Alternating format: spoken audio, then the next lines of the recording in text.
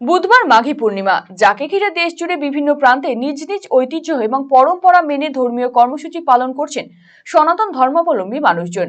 একই ছবি লক্ষ্য করা গেল উত্তর দিনাজপুর জেলার করণদিঘি থানার বাজারগাঁও 2 নম্বর গ্রাম পঞ্চায়েতের অন্তর্গত চোপড়াবাড়ি কালাপাহাড় এলাকায়। এই এলাকায় আনুমানিক 400 বছর ধরে মাঘী পূর্ণিমার দিনে পিতানু নদীতে এলাকার হাজার হাজার মানুষ, বিশেষ করে রাজবংশীয় সম্প্রদায়ের মানুষজন পুণ্য স্নান করেন।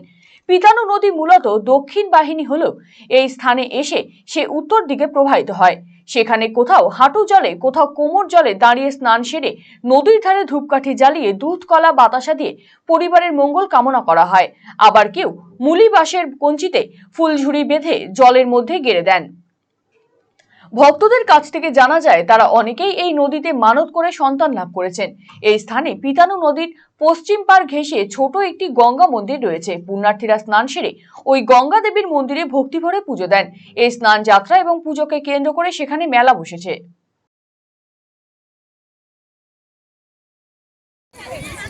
আমরা আজ এসে পৌঁছেছি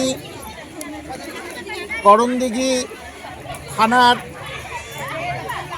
চোপড়াবাড়ি গ্রামের পিতানু নদীর ঘাটে। প্রতি বছর মাঘী পূর্ণিমার দিনে আশেপাশের এলাকার শয়ে শয়ে মানুষ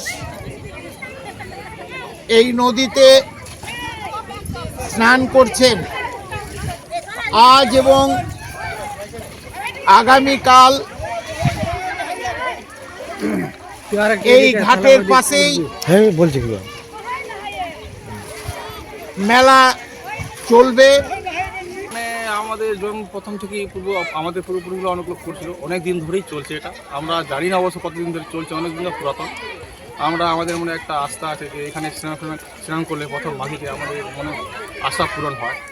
আমরা ওই মনস্কামনা নিয়ে আসছি, আমিও আসছি, দেখা যাক ভগবান কী করে। আয়োজকরা জানিয়েছেন, এই গঙ্গা স্নান বহু বছর থেকে হয়ে আসছে, সাথে মেলাও বসে।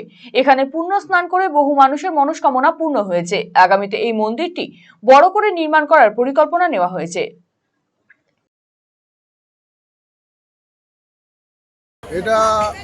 এই মেলাটা অনেক দিন ধরেই চলছে। গঙ্গা স্নান প্রতি বছর হয়।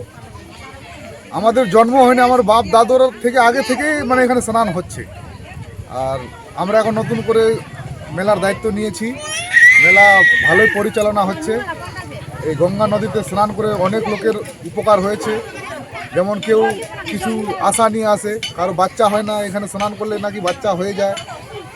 কারো অসুস্থ থাকে, সে অসুখ ভালো হয়ে যায়। এই আশায় দূর দূরান্ত থেকে লোক এখানে কিন্তু প্রতিবারই আসে।